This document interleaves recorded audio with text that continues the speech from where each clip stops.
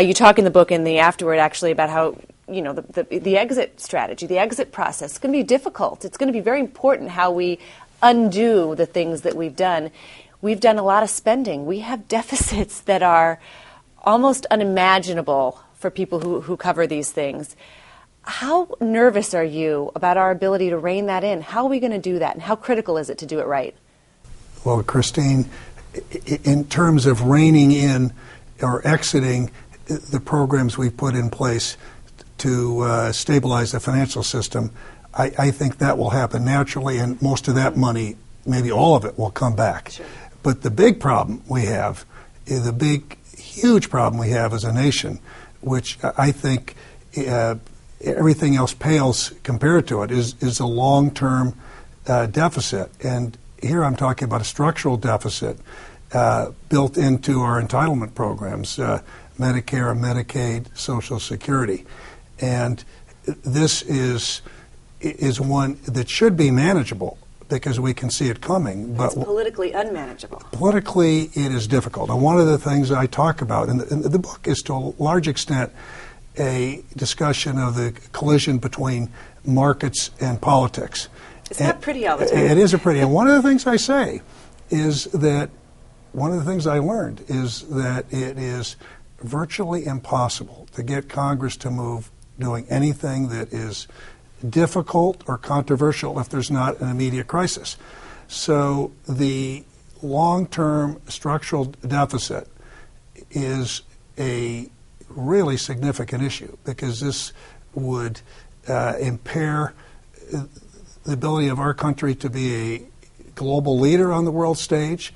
It would greatly impact the next generation. To me, it's about generational fairness, because if we keep putting it off, it's going to be the younger generation that's going to pay the cost. Well, I have little kids. You have granddaughters. Yeah. I mean, it also is about the destiny of our country, being in charge of your destiny. It sure is. And having the ability to make decisions not based on your interest payments, but based on the best interest of your country.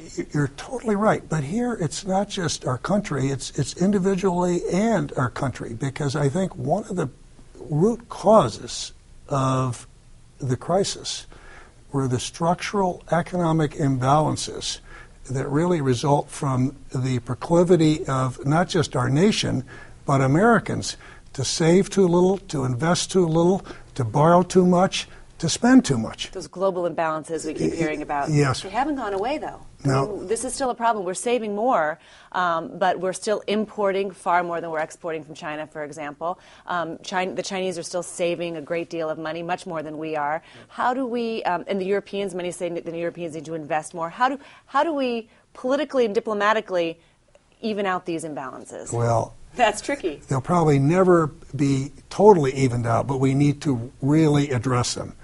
And I think we need to start at home and with some of our policies at home.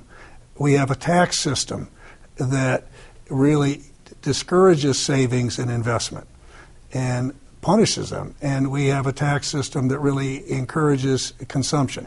We have housing policies that, if you look at the weight of all of the housing policies, they overstimulate housing, and they penalize renters relative to homeowners. And so, and then when you look at it globally, we have nations in Asia, China, Japan, we have nations in the Middle East and others that don't have enough domestic consumption. They need to consume more and they need to save less.